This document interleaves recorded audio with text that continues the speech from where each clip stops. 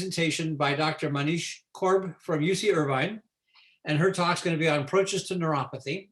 And then later, the second hour, we'll have a group discussion led by Bev Anderson, and we'll be talking about what do you do to help your neuropathy.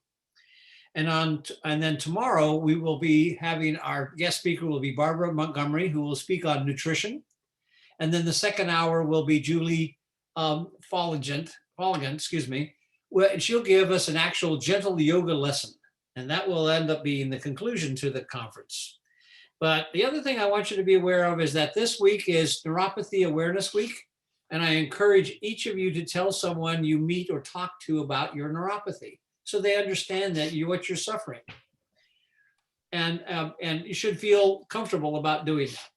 The last thing I want to get to mention before we actually get on to talking and having the speaker give her presentation is just to remember that please keep your mics muted during the presentation. And then please feel free to add your comment or your questions to the chat.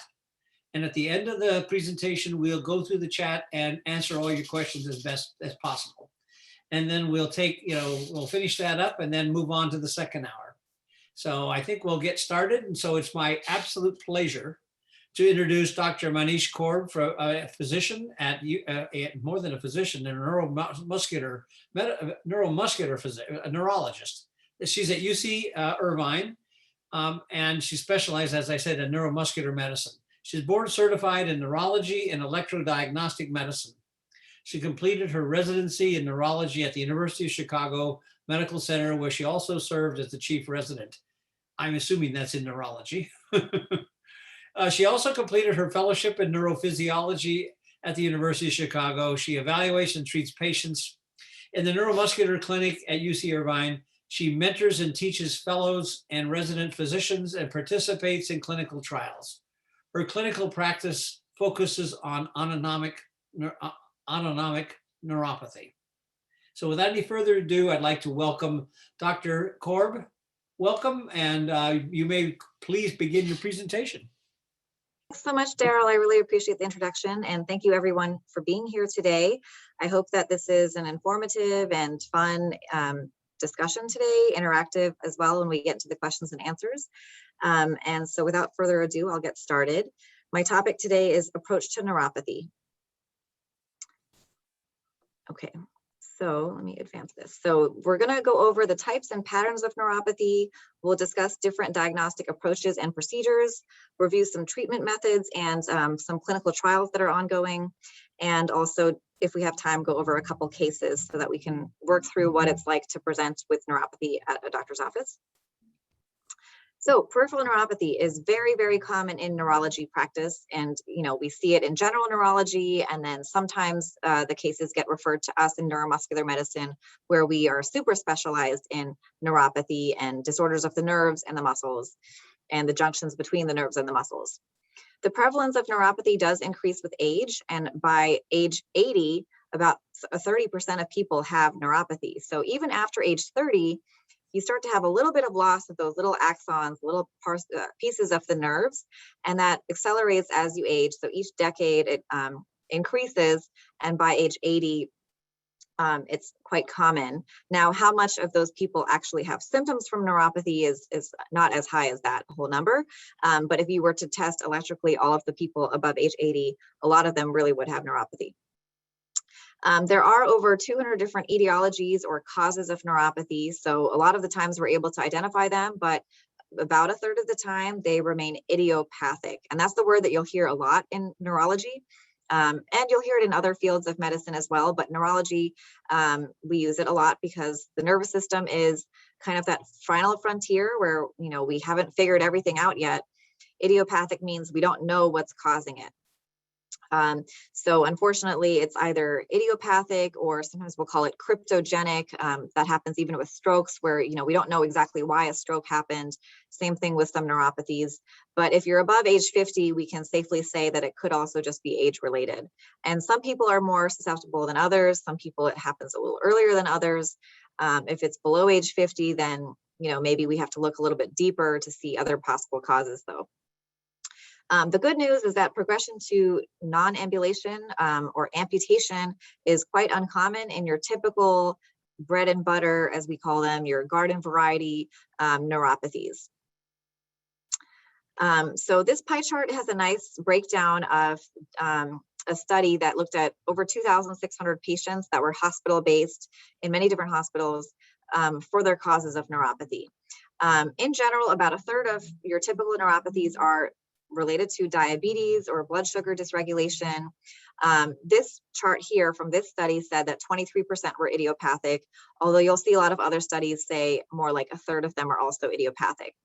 And then meanwhile, your other 1/3 of the pie chart is all the other little causes that can happen as well. So inflammatory, toxic, metabolic, and other inflammatory from connective tissue disease or vasculitis, vitamin deficiencies, which are in the nutritional deficiency category, things like thyroid, your liver, your kidney. If those are in disarray, those can contribute to a metabolic neuropathy. Hereditary neuropathies are quite rare. So, red flags for that would be if you're a young age of onset, you had multiple family members with neuropathy. Those may be clues that there's something hereditary, but most cases are not. Connective tissue diseases include things like lupus and Sjogren's. Vasculitis basically is an inflammation of blood vessels, and that can lead to disrupted blood flow and oxygenation of the nerves, and then you can have neuropathy from that.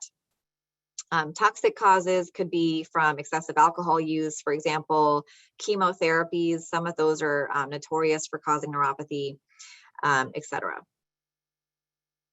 Okay, and then we talk about the different patterns of neuropathy that you're going to see. So your typical neuropathy is a stocking glove distribution. So that's what you see in the far right picture here.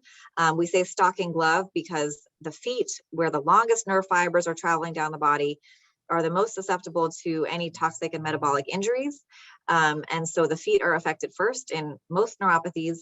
As it gets to the upper shins, to the knees, sometimes the fingertips will be involved as well, and it'll sort of progress and ascend slowly in that stocking glove fashion. And then, other patterns that we can see may be amyotrophy. So that's where a whole limb is involved, like a whole plexus. The plexus is a network of nerves that can run in the shoulder area towards the arm. That's called the brachial plexus. We also have the lumbosacral plexus, which feeds the nerves throughout the leg. So then that might be amyotrophy. A mononeuropathy multiplex is where you have individual peripheral branch nerves that are picked off, and that can happen with the vasculitis most commonly, or just a typical one nerve affected. A mononeuropathy can happen if there's focal compression or focal injury to a nerve. Other patterns we look for are, is it a sensory predominant issue where there's numbness, tingling? Is it motor predominant where it's more weakness or atrophy? Or is it both, sensory motor? Another pattern we have to look for is it axonal or demyelinating or nodal? So axonal means the core part of the nerve itself is involved. That's what transmits signals from one part of the body to the next. Or is it the insulating sheath that surrounds the nerve? That's called the myelin. Is that part affected? That's more common in some of the inflammatory conditions like Guillain-Barré syndrome. And then nodal neuropathies. So those are less common, but those are from an ion channel problem in the nodes between the little sections of myelin. And then, I've sort of mentioned the anatomical patterns like length dependent, meaning stocking glove, or non-length dependent. Non-length dependent ones are a bit more patchy. They can be more close to the nerve roots. Nerve roots we call radiculopathy or polyradiculopathy. Multifocal patterns are like what I said with vasculitis as well. Another pattern we look for is it a small fiber or a large fiber problem? Large fiber nerves include those large myelinated nerve fibers, and myelinated meaning that insulating sheath again, which speeds up the conduction velocity across the nerve. So large fiber nerves include motor nerves, all motor nerves, so nerves that control muscle function, and sensory nerves that control joint position sense, where is your finger or your foot in a space, or we call that proprioception. It also controls vibration sense. That's why your neurologist will test a tuning fork on your finger or your toe or a nearby bone and see if you can feel that vibration, because that's looking at large fiber function. Small fiber nerves are the little micro microscopic nerve fibers that run throughout the body that control pain and temperature sensation. So that's when we're checking with the pinprick or the cool side of a tuning fork along your skin and seeing if you feel that everywhere. Those are small fiber nerves. They also include autonomic nerve fibers. The autonomic nervous system is what controls things that are not under voluntary control in the body, like regulation of blood pressure and heart rate, the gastrointestinal, genitourinary, and sweating systems. And then a final pattern we look at is it hereditary, something that runs in the family, or is it acquired, something that you've developed on your own because of something either degenerative or inflammatory, etc. I mentioned also neuronopathies here. That's when you have dysfunction of the cell bodies of the nerves. So nerves, start in the spinal cord and then they kind of extend out into the body. And where they start, it's called the cell body. That's kind of like the little tiny brain of the nerve, so to speak. And so for motor nerves, those are called anterior horn cells. And for sensory nerves, those are called the dorsal root ganglia. And so if those are disrupted, then the nerve dysfunction can be more severe, actually. So those are a non-link dependent type of neuropathy themselves. And we call them neuronopathies because of the cell body. Okay, and just to explain that axonal versus demyelinating a little bit more, here's an example where you see the cell body. I'm not sure if you can see my cursor moving, but the cell body is here up in pink, and the nucleus of the cell is in the little pink center in the center there. And then there's little branches that go out called dendrites, and those are what help nerves communicate with each other.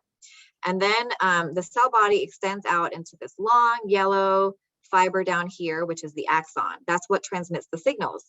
And it eventually reaches the muscle, because in this case, this is a motor nerve. And so there's a junction between the nerve and the muscle called the neuromuscular junction. And then you can see little oblong segments that are coating the nerve along the way. Those are called myelin. And between the sections of myelin, and again, myelin helps speed up the transmission of the signals. Between the segments of myelin, there are nodes of Ranvier. And those are where the action potential, the signal, can jump from one node to the next. So they can speed down along the nerve really fast. And so that happens in motor nerves and some larger sensory nerves. When you have a neuropathy, you have dysfunction of the axon or the myelin or both. And so if you have a disruption of the myelin, you can have secondary axonal degeneration. And if you have an axonal neuropathy, you can have secondary demyelination as well. So both of them can be affected, but usually it's one predominant part of either axon or myelin over the other. And so we try to tease those out with our nerve conduction studies. So let's start with axonal polyneuropathies, and then we'll talk about the demyelinating ones. The axonal polyneuropathies happen because there's a disruption to the metabolic state of either the anterior horn cells or the dorsal root ganglia, the cell bodies, and there's a problem with the axon transport. Axon transport is what carries different little molecules along the course of the nerve for nutrition of the nerve and support of the little organelles and proteins, the little pieces of the nerve inside of it. When there's disruption to any of those things, you end up with neuropathy. So this is a pretty large table with a lot of different esoteric types of causes of neuropathy broken down by acute and subacute, so very sudden onset. So acute means within days or weeks. Subacute may be more weeks to a few months. Chronic would be more like years. So chronic kinds of neuropathy are more common. So diabetes is really up there. This is not exactly in the order of most common, but other common causes of chronic neuropathies are thyroid dysfunction, excessive alcohol use, idiopathic, especially age-related, as I mentioned. Charcot-Marie-Tooth is a type of hereditary neuropathy. Type 2 is your axonal types. Then there's different protein disorders like amyloid, where there's misfolded proteins that can infiltrate into the nerve fibers. There's hereditary neuropathies, and there's a few other hereditary ones I mentioned at the bottom of this that are quite rare. So anyway, we look for signs, but usually there's other parts of the nervous system and organ systems that are involved.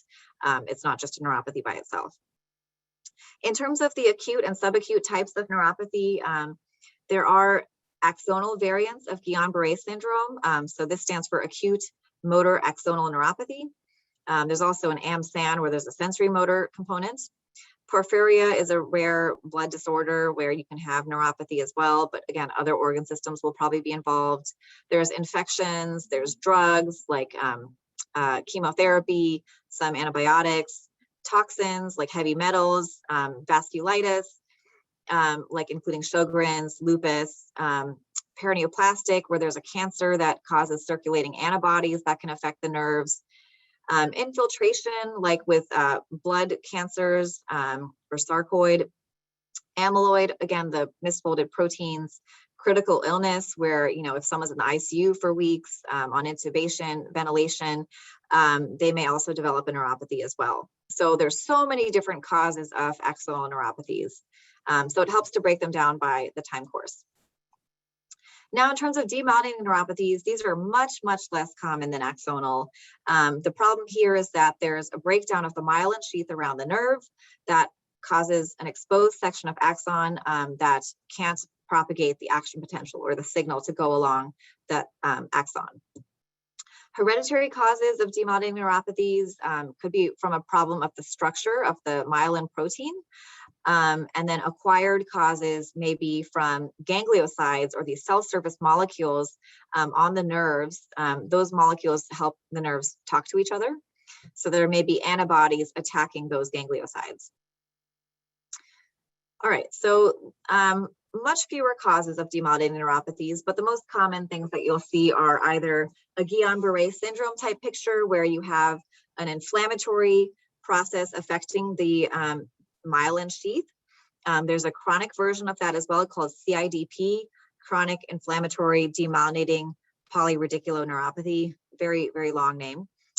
Other acute types of demyelinating neuropathies include one called multifocal motor neuropathy. So there's just motor nerves that are involved here. There's no numbness involved.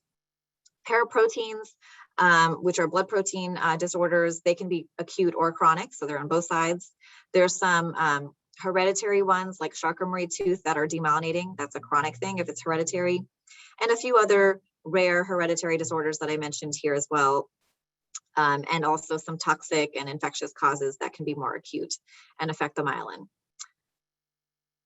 Okay, so a little bit more on hereditary neuropathies. There are over a couple hundred different genes that are identified, but honestly, the majority of patients still don't get an exact genotype.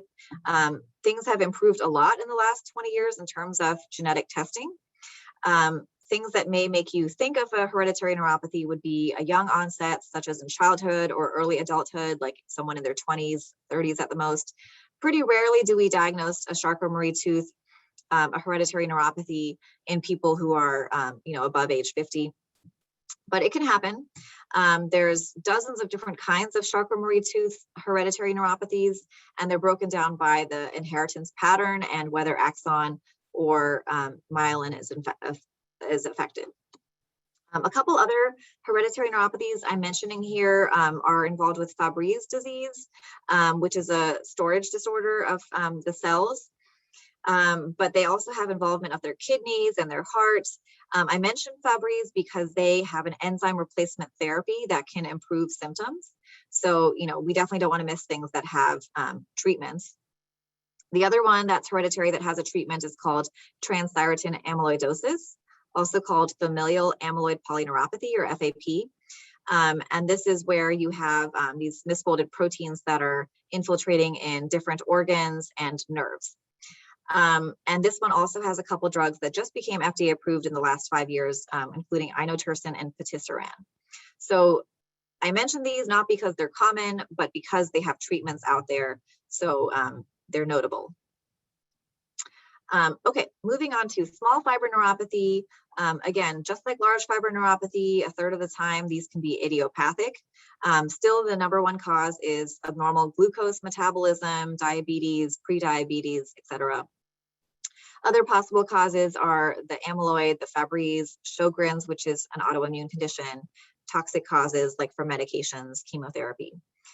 So these manifest with burning, shooting, tingling, electrical pain. There can be reduced sweating function. I mentioned the autonomic nervous system can be a small fiber nerve problem. where there's impaired regulation of blood pressure and heart rate control. So when you're standing up, you may have a drop in your blood pressure. That's called orthostatic intolerance, and you can faint often. Impaired control of the blood vessels that feed the skin. So there can also be constipation, urinary retention, heat intolerance because of poor sweating. So again, this happens more in diabetic people, but can happen for many other causes as well. Okay, so how do you take a history for these patients? So we ask you, what are your symptoms exactly? You know, do you have numbness, tingling, burning, weakness, muscle atrophy, clumsiness, etc.? What is the time course? So is it acute, subacute, or chronic? Is it progressive where things keep getting worse? Is it stepwise where, you know, things are bad and then things are okay and stable for a while, then it suddenly gets worse and then it suddenly gets worse again? Or is it monophasic where something bad just happened and you have a lot of symptoms, but then it's kind of stayed that way? Or does it come and go and relapse? What fiber types are involved? What is the pattern anatomically throughout the body? What is the nerve pathology, axonal, demyelinating, or mixed? Are there systemic findings of other organs being involved? Are there other medical comorbidities like diabetes or cancer, lupus, etc.? And those are all things that can be helpful as well and give us a clue as to why the neuropathy has happened. I mentioned celiac and IBD, so an inflammatory bowel disease. Those can be associated with a neuropathy as well.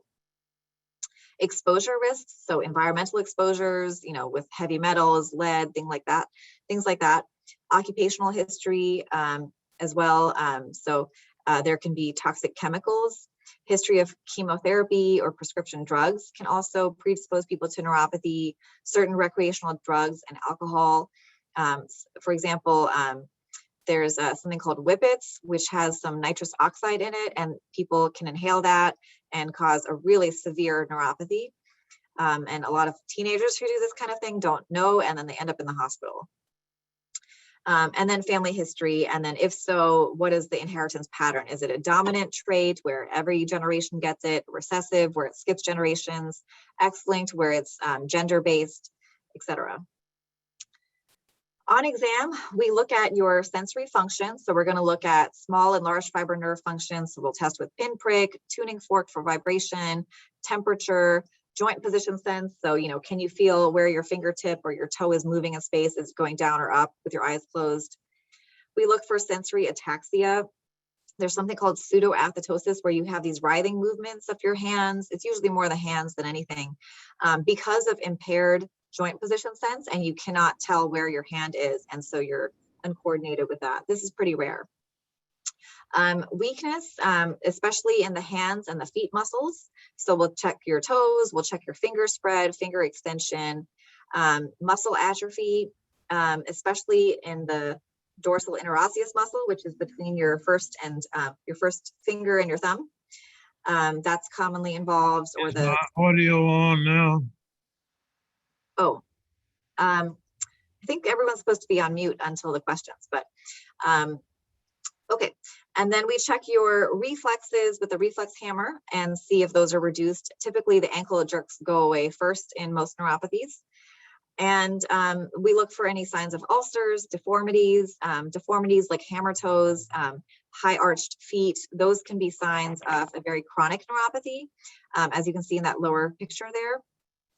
Then again, people can have hammer toes and high arched feet just for orthopedic reasons. So it doesn't necessarily mean that there's neuropathy. Sometimes we get referrals just because of those deformities and people assume they have neuropathy, but their nerve function is totally fine. But it also can be seen in chronic hereditary neuropathies as well. So we assess for those things. And hypertrophic nerves or enlarged nerves also can be seen in certain nerve conditions. Red flags that we look for are if this has started suddenly, an acute or subacute onset, if there's rapid progression, that's also not typical. If it's not length dependent, so not your stocking glove distribution, that's another red flag. If there's associated autonomic disorders, like, you know, recurrent fainting episodes, for example, if there's associated systemic disease, other organs are involved, And if you have more motor involvement than sensory involvement, that's also atypical. So those are all things that make us wonder, is something else going on? What can we do to figure out what's going on? Okay, so let's talk about workup. All right, so there are many different things we can do in our clinic. So blood work is usually the first thing that we check.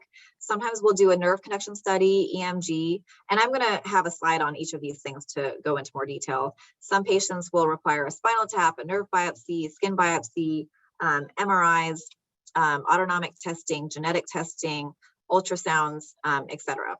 But the majority of patients don't require these things. We do them if they're clinically indicated and we have a clinical suspicion for something else going on. Routine labs that we check in all people coming in with symptoms of neuropathy include a vitamin B12, methylmalonic acid, which is related to B12 metabolism, blood sugar, and something called serum protein electrophoresis with immunofixation. And that's looking at blood proteins.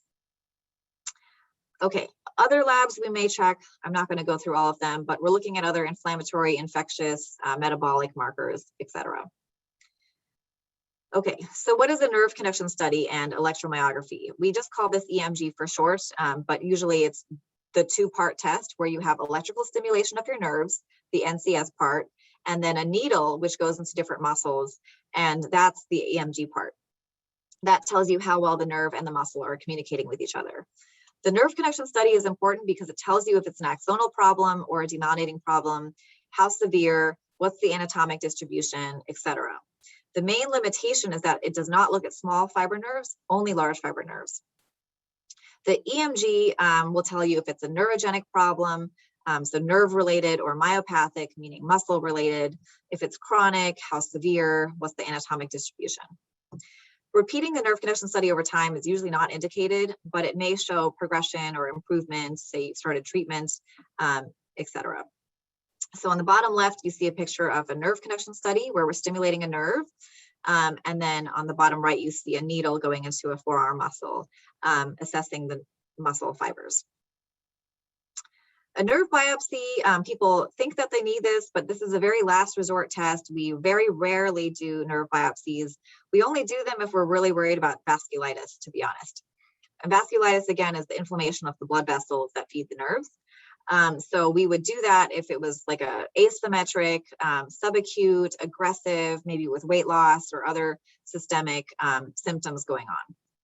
So usually we do a nerve in the lower leg, and we may take a little piece of muscle along with it to look for other signs of inflammation.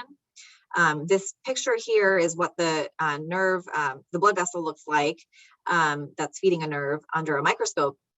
And it's very abnormal because there's all these tiny little blue cells all around it, which are inflammatory cells. So this is what a vasculitic vessel might look like.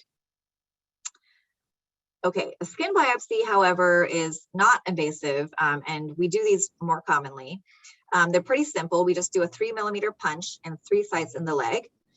And this can tell us if there's a small fiber neuropathy. However, it will not tell you why you have a small fiber neuropathy. It'll just confirm what we already probably suspected clinically. So sometimes we don't do it because it may not change management.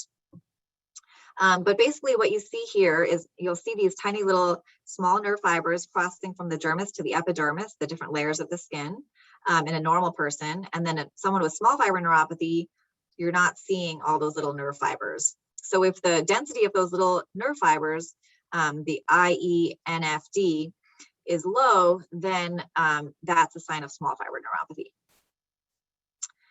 We do autonomic testing at my lab in UC Irvine as well. So this is looking at sweat function, heart rate, response to breathing exercises, and we do a tilt table that's looking at how your blood pressure and heart rate respond to being tilted upright.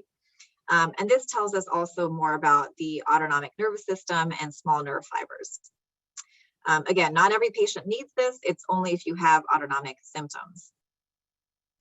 Nerve ultrasound, we also don't do very commonly, but this can actually be even better than an MRI. Usually MRI is the best imaging modality for deeper structures, but for superficial nerves, ultrasound can be a cheap and pretty effective way to see if there's nerve pathology, a focal problem with a little mass that's compressing it, or a tight ligament around it, like with carpal tunnel.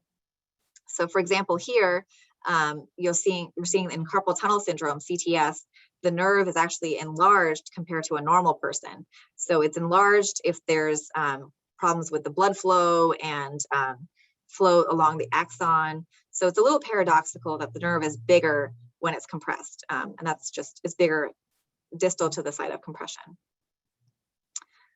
Okay, so how do we treat neuropathy? Once we've diagnosed it, it really depends on the underlying cause of neuropathy, okay? So if the cause is a toxic cause, like you've had someone with excessive alcohol use, they're drinking a case a day for the last 20 years, cut back on the alcohol, obviously not cold turkey, but slowly cut back. If it was because of a chemotherapy regimen, maybe you can try an alternative chemotherapy drug, or try to cut back on the dose, et cetera. So we try to work with the oncologist, but of course, treating the cancer is going to be more paramount than the problems with neuropathy, but we also do want to preserve quality of life. So that's for toxic. For metabolic, say it's a diabetes problem or thyroid disease, then you want to treat that metabolic derangement.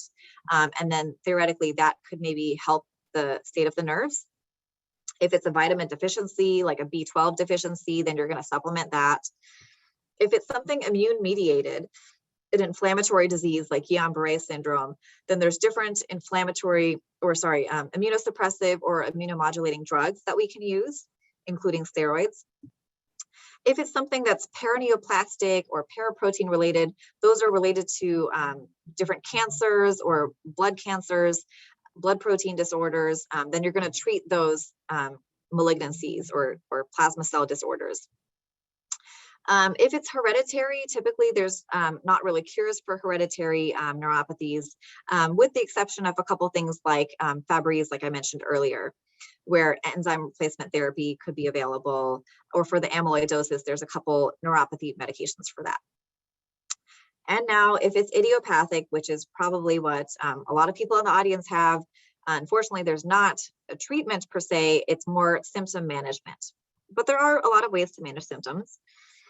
So many of you are probably familiar with a lot of our neuropathic pain medications like gabapentin, pregabalin or Lyrica, duloxetine or Cymbalta, nortriptyline and amitriptyline, also called Pamelor and Elavil. Other pain medications like lidocaine patches, Voltaren gel, people use CBD oil. Then there's also anti-seizure drugs like carbamazepine. Those are kind of last resort because those are, more side effects typically. So there's a lot of different kinds of drugs we can use to control the burning, tingling, shooting. These drugs do not help return sensation. So if you have numbness, it's not going to help with numbness. It'll help with the positive symptoms like the burning, tingling, and shooting. And then there's, of course, other pain medications like narcotics, like oxycodone. We try to avoid those things because they're not as good for nerve pain. They're better for musculoskeletal pain. And also, they're addictive, they're sedating, and they're constipating. So they're not ideal to take on a long-term basis. Physical and occupational therapy are also mainstays of symptom management and working on quality of life. Some people with weakness and gait instability may require walkers or canes or ankle foot orthotics, AFOs, if you have foot drop, to stabilize the ankle joint. And then for some people, integrative rehab can be helpful, where there's a lot of different non-pharmacological, non-drug therapies that can be helpful, like massage and acupuncture, yoga, tai chi, biofeedback, pain psychology. All of these things may be helpful for people who are either maxed out on their drugs, or maybe they want to avoid medications. Maybe they want to do more natural things. So these things can be helpful for people's symptoms as well. And then, if you have foot ulcers, you're prone to knocking your feet into things, and then you should work on podiatry and proper foot care. And one of the number one things I'm always telling all my patients is that regular exercise is vital. A sedentary lifestyle can enhance the pain signals that you're receiving. It also can promote blood sugar dysregulations and problems with diabetes. And so for a number of reasons, being sedentary is actually worse for neuropathy. Of course, this is a vicious cycle because if your feet hurt too much to be active, it can be difficult. So we understand that too. Okay, I've probably got about 8 minutes, so I'm going to kind of try to move quickly for the next few slides. Alpha lipoic acid is one of the supplements that's an antioxidant that has been shown in many clinical trials to improve nerve function and disability scores in terms of symptoms. Personally, when my patients take this, they don't usually notice too much improvement, but it is something that some people do like to take. Exercise, like I said, there have been so many studies showing that it does improve nerve function and symptoms in diabetic people, but also in people who were on chemotherapy. So not necessarily just for diabetic type neuropathies. So exercise is a good thing to do. It helps reduce inflammatory markers, etc. Charcot-Marie tooth, which is the hereditary neuropathy. I mentioned there were clinical trials we had at our hospital up to last year where we were looking at a couple of specific types of CMT with what's called a myostatin inhibitor that was injected into the muscle. Unfortunately, it was terminated a year ago because it was not improving things. And then there's many different molecules that have been studied for Charcot-Marie tooth to help reduce that abnormal DNA or RNA level. So those are in the works as well. Okay, and I'll go through one case here, and I won't do the second case in the interest of time. So this is a 53-year-old man coming in with 1 year of progressive numbness and tingling in his feet. Sort of typical story. He feels that his balance is off, his feet are a little bit weak. And so what would you ask him next? So if he came to our clinic, we would wonder, do you have any other medical problems like diabetes, history of chemotherapy for a cancer, etc. And he says no to all of those. He doesn't take any medications. He never sees doctors. No family history of neuropathy. He does admit he drinks alcohol, maybe 3 beers a day. And we always tell ourselves, whatever the patient says for alcohol, it may be a little bit more because we know that people may downplay things sometimes. So take that with a grain of salt. And then he says he does work a desk job and he is sedentary. So these are all some clues as to what might be going on. On exam, we noticed that he has reduced vibration sense and pinprick sense up to his ankles. He doesn't have ankle jerks on his reflexes with the hammer. And he has a little bit of weakness in bringing up the toes on both sides. Romberg's sign, which is when we ask him to stand up with his feet together and close his eyes and just stand still, is positive. So that means that once we ask him to do that, he sort of sways and he's very unsteady with his eyes closed. And so that's a sign that he has a proprioception problem, or the sensory input to his feet, knowing where his feet are in space, is impaired. Okay, so we do some basic workup and we see that his hemoglobin A1C, or the long-term marker for blood sugar control, is elevated at 6.8, which is in the diabetic range. So he's diagnosed with type 2 diabetes and he's counseled on diet and exercise, also counseled to cut back on his alcohol, separate from the A1C. After 3 months of conservative management, he improves to 6.5%. So just at the bottom of the diabetic cutoff. The cutoff is 6.4. Below that, 5.7 to 6.4 is pre-diabetes. So his primary care doctor starts him on metformin for diabetes control. And a year later, he's brought his A1C down to 5.8. So now it's at the bottom of pre-diabetes, almost at the normal range. So he's done a great job with that. Has not required insulin, which is great. But he still has some numbness and tingling in his feet. But fortunately, the neuropathy did not get any worse. He's not needing a cane or a walker. He's looking at his feet regularly for any signs of ulcers, and his feet are okay. He walks 3 miles a day, and he's working on a heart-healthy, low-sugar diet to keep his A1C in check. He's stopped drinking sodas. That was one of the big culprits for him. He's lost some weight. He's cut back on his alcohol, and he's doing a lot better. So this is improving his diabetes. helping preserve the health of the nerves. It's heart healthy as well. So it's good for a number of reasons.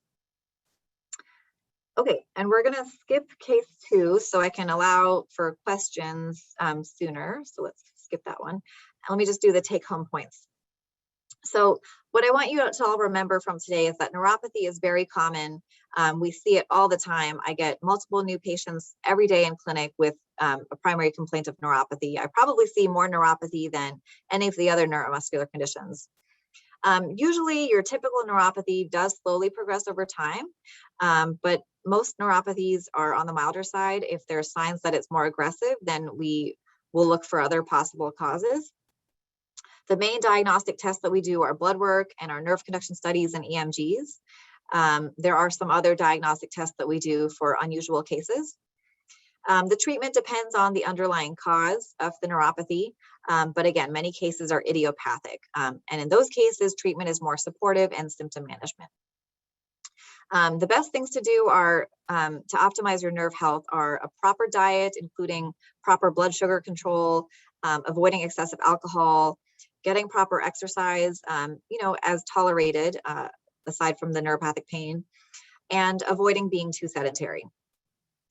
Also, we need to rule out other sources of pain and numbness and weakness. So, I mean, neuropathy is not the only thing that can cause pain. There's also, orthopedic issues, joint issues, fibromyalgia, etc. So we want to make sure that we're teasing those out because some of those are not the same thing. Also, there could be other causes for numbness, like there could be pinched nerve roots or something in the brain or spinal cord. So we want to rule out those. And usually with a history and physical, we can distinguish. And weakness as well. We want to make sure that there's not other causes for weakness aside from the neuropathy. Not all of these things are just from neuropathy.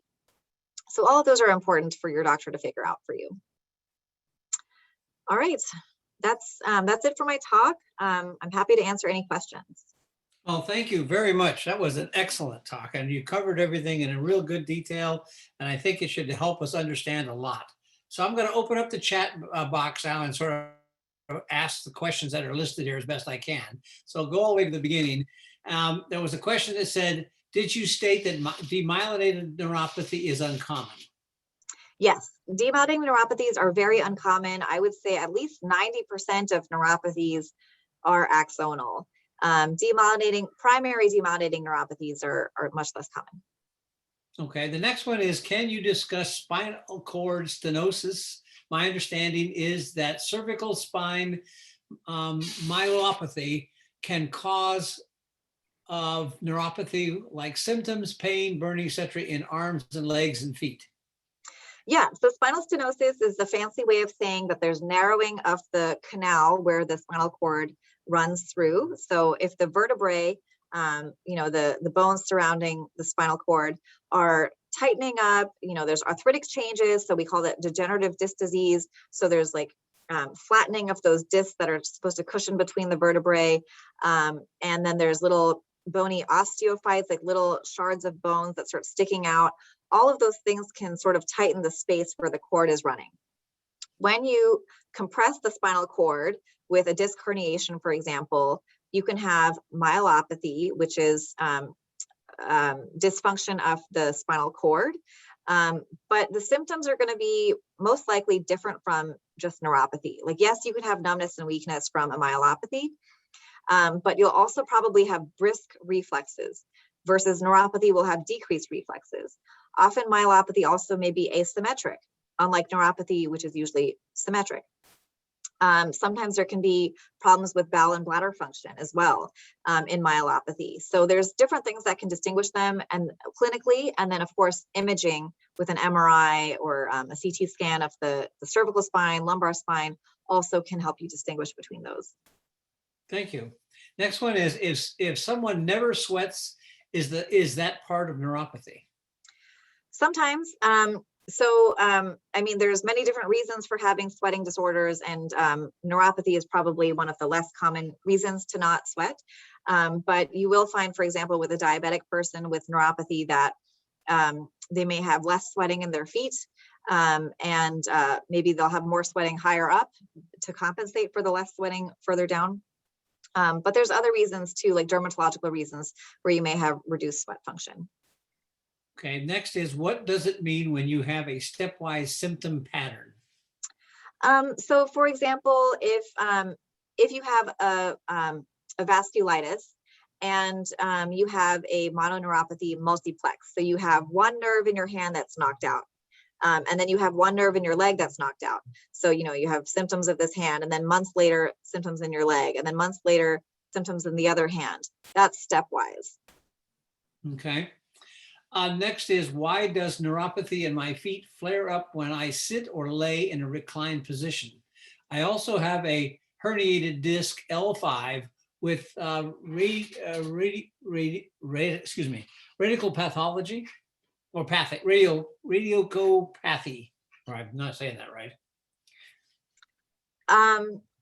You mean radiographic pathology or? No, it's radical. Oh, radiculopathy. Radiculopathy. Okay, yeah. Okay. I just didn't say it right. No, that's just pinching of the nerve roots. So that can happen with the degenerative disc disease. So yeah, a lot of people do complain that their symptoms are worse when they're laying down, like when they're going to bed, or when they're sitting with their feet elevated. It could be related to just the positioning. Maybe the nerves are stretched in a different way. Sometimes it's worse at nighttime because, you've been up on your feet all day and then suddenly you're laying down and your mind is not distracted with other activities anymore. And so you're noticing those pain signals more as well, or it's just built up, accumulated from the day's activities. Often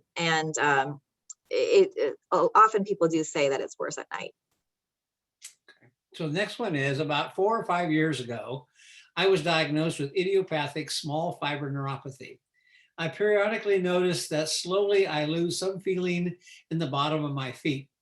More problematically, every few months, mostly my left foot has intense stabbing or tingling pain. After a few weeks, it goes away. What is happening in these intense periods?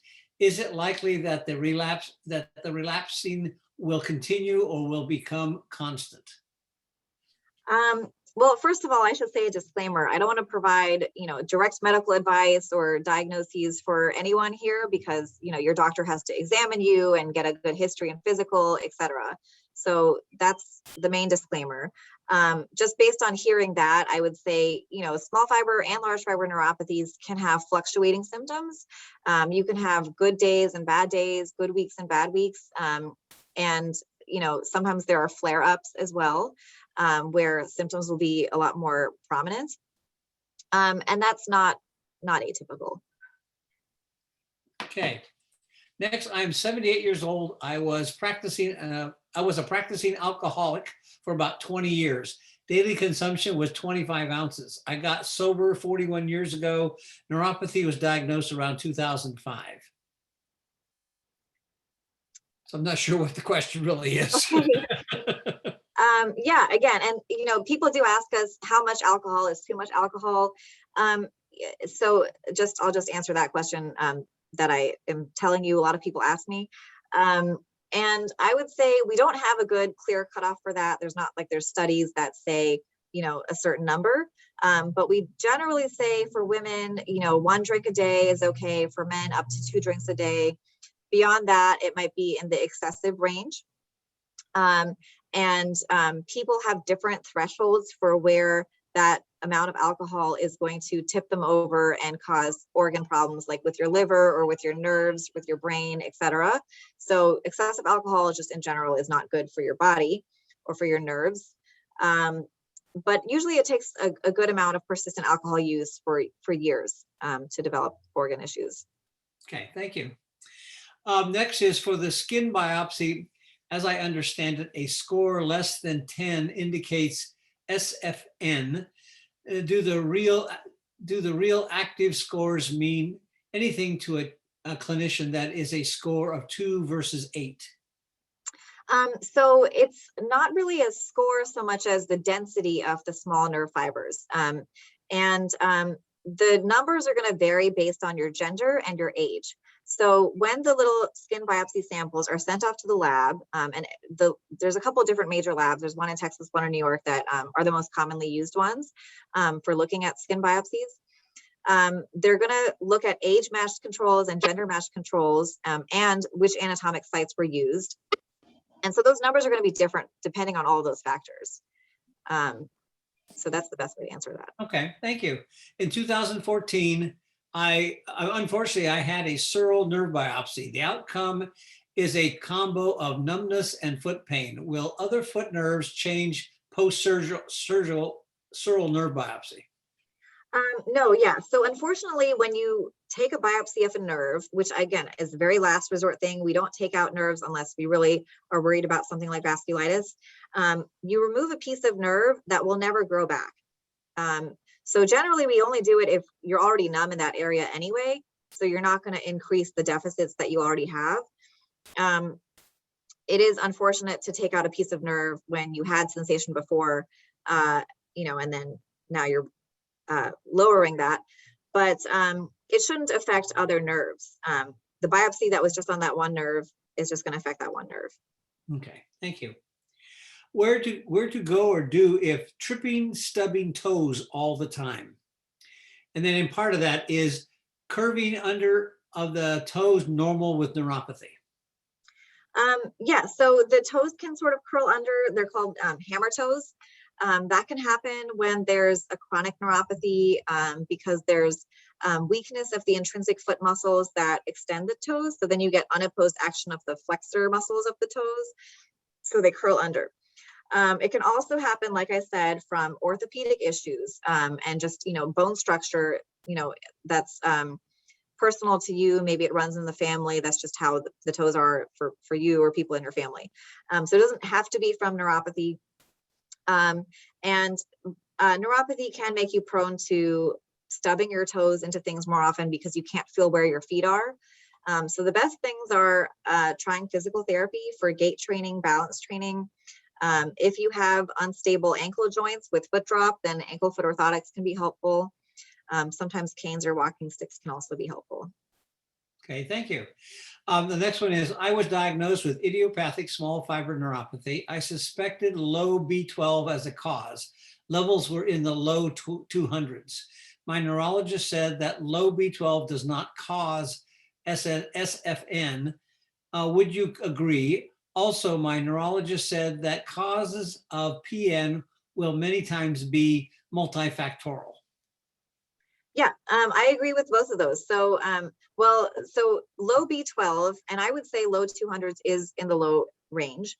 Low B12 can cause neuropathy. So I would say a B12 supplement can be helpful for some people. So if you take it for, say, 2-3 months and then recheck the level, see if it's improved, it may help symptoms.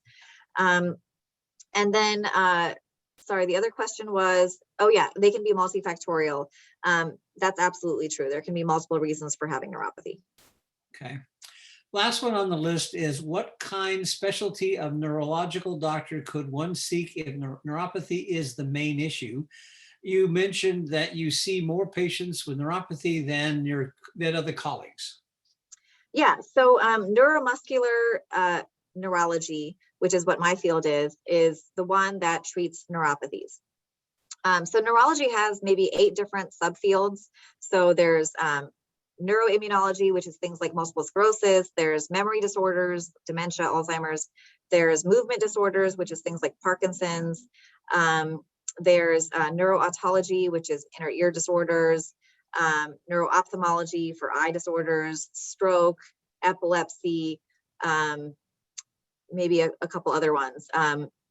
Headache, and then general neurology, and then neuromuscular neurology. Neuromuscular means we treat nerves, muscles, and everything in between the nerves and muscles. So that would be your main place to go if your general neurologist, finds that there might be something more to be evaluated. Okay, a couple more popped up. Can hammer toes be helped by increasing arch support? Yeah, I would say go to a physical therapist. Sometimes an orthotic specialist can help with foot inserts or shoe inserts to help stabilize the feet and the toes more. And the last one is Bev is asking if you have time and you feel comfortable, can you do case 2? Oh yeah, sure. Okay, so yeah, we have a few minutes. Yeah, I think so. Okay, so case 2. So this is a 67-year-old woman who's coming in with progressive numbness that started in her fingers and then it spread to her thighs. So already you're seeing a non-length dependent pattern. So hands and then legs. So that's atypical. And it's happened over just 4 weeks. So that's a subacute to acute sort of time course. She also says that she has a lot of pain throughout the muscles in her body, but that's been going on for several years. On exam, she has profound loss of vibratory sense with the tuning fork in all of her arms and legs, impaired proprioception, which is the joint position sense in the hands and the feet. She has patchy loss to pinprick and temperature sensation, pseudoathetosis, which is the writhing movements of the hands because she can't feel where they are in space. Areflexia, so we test with a reflex hammer throughout the body, and she does not have reflexes anywhere. And ataxic gait, which means when she's walking, she's kind of walking like a drunk person, like stumbling side to side. That's ataxia. So this is a pretty bad exam, pretty severe, nerve problems here. So we check some labs. So we look for things like Sjogren's disease, vitamin B1, which is thiamine, HIV. Those are all things that can affect the sensory neurons, the dorsal root ganglia, because her exam is indicative of a sensory neuropathy. So this is not your typical sensory motor neuropathy or stocking glove neuropathy. This is something more severe that's involving the dorsal root ganglia. The nerve conduction study and EMG confirmed that she does have sensory neuropathy. And so we are more aggressive with our workup in her case because of all those red flags. So she has some chest imaging and she is found to have a small cell carcinoma lung cancer that's been biopsied.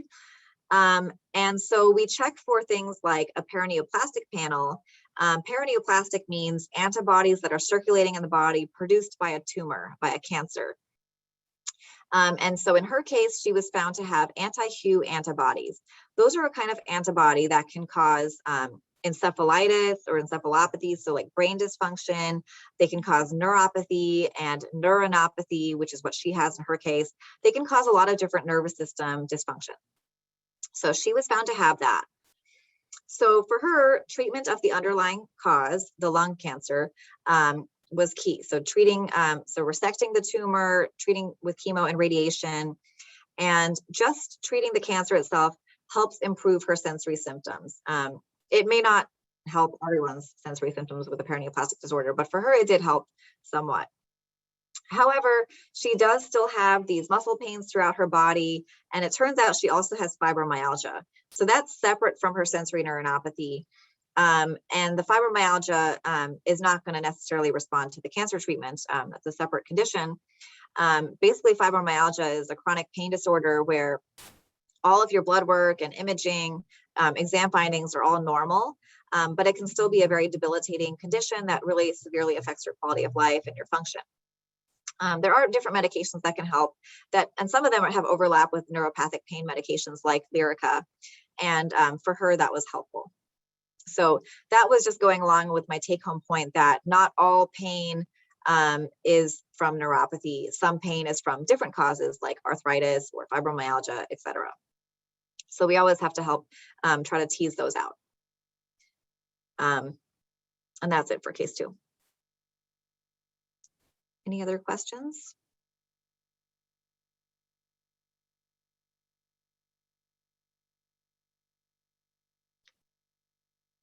Daryl, anything else? I have a question. Sure. Wait a minute now. Okay, so let me just jump in here. I'm sorry, I had my mic muted. It Okay. says, can gabapentin and Cymbalta be taken together? Yes. Those are 2 that I like to give together when dual therapy is needed. Okay, and then the last one I have on the screen is, with small fiber neuropathy, why would increased exercise cause increased delayed pain? So increased exercise can help for a number of reasons. So one, it reduces those circulating inflammatory markers in the blood. Two, it helps with that central sensitization of pain signals. So people with chronic pain disorders, whether it's from small fiber neuropathy or something else, they're constantly getting these pain signals sent to the brain, and it's a very complex pathway for pain sensation. And exercise actually helps remodel those pathways and helps reduce those pain signals. Also, if you are exercising, then theoretically you're also controlling the blood sugar dysregulation, which some people may be prone to. And so it helps promote the health of the nerves in that way as well. Okay, so I have a caller who's had a question. Is the caller online? Can I hear? Yes, sir, I can hear. Yes. Can I get your slides of your presentation, which Well, was super good? Yes, will- yeah. Yeah, we will have that all on the Western Neuropathy website, and you'll be able to get all the information. Yeah. So lastly, gabapentin and Lyrica can be taken together, question mark. Oh, gabapentin and Lyrica should not be taken together just because those have the same essential mechanism of action. So they both work in the same way to calm down the nervous system. So if you're taking both, you're just going to be sleepier, and it's better to maximize and optimize the dose of one of them and not be on both of them. I said that you can be on duloxetine, Cymbalta with gabapentin because those work differently. So that's okay. Okay, so I'm going to ask the caller to ask their question again. Yes. For chemo-induced neuropathy, can you have I guess, can it go in remission and come back, the neuropathy? And is that pretty much a permanent once you've been diagnosed with neuropathy 6 months past treatment? Yeah, so there are some chemotherapy medications that can cause neuropathy months after the chemotherapy has stopped. That's called a coasting effect, where there's continued nerve dysfunction that happens later. It's not as many drugs that do that, though. So some of the platinum-based chemotherapies, for example, are known for being able to do that. But usually, if symptoms went away for months or years and then came back, then you have to wonder, is there something new that's affecting the nerves, not just the chemotherapy? And then the other thing is, if you have chemotherapy-induced neuropathy, do the nerves improve with time? Sometimes they can improve with time once the drug has been removed, but sometimes that neuropathy will stay there. It just depends. Thank you. Okay, but it's not very common for it to come and go if it's No, chemo-induced. that would be atypical. Okay, thank you. Okay, so I think we should close the session at this time. Okay. And I want to again thank you, Dr. Corb, for an excellent presentation and fantastic ability to answer the questions right off the top of your head. And I think you did a great job, and we really appreciate it. Thank you so much. I appreciate it. And thank you all for all your attention, and hope you all have a great day. Okay, you have a good day, and thank you again. Okay.